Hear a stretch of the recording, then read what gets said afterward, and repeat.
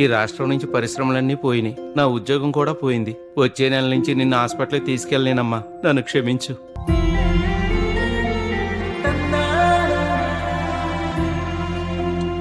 కుమారి, అది ఈ నెల నుంచి ఇంటి ఖర్చులకి ఎప్పుడు ఇస్తున్నంత ఇవ్వలేను కుమారి. నువ్వే కొంచెం సర్దుబాటు చేసుకుని ఇంటిని నడిపించాలి. మరేం పర్లేదండి, నేను చూసుకుంటాగా. మహిళలందరికీ నెలకి 1500 అంటే సంవత్సరానికి 18,000 ఆర్థిక సహాయం చేస్తారట మన బాబు గారు. మీ అమ్మకి, నాకు, మన కూతురికి కలిపి ఏడాదికి 54,000 వస్తాయండి. మనం చేయాల్సిందల్లా వచ్చే ఎన్నికల్లో సైకిల్ గుర్తుకే ఓటేసి టీడీపీ, జనసేన, బీజేపీ కూటమిల్ని గెలిపించడమే. టీడీపీ వస్తే పోయిన పరిశ్రమలు తిరిగొస్తాయి, మీ ఉద్యోగం తిరిగొస్తుంది. మనం బాబుని మళ్ళీ రప్పిద్దాం. స్వర్ణాంధ్ర సాకారం కోసం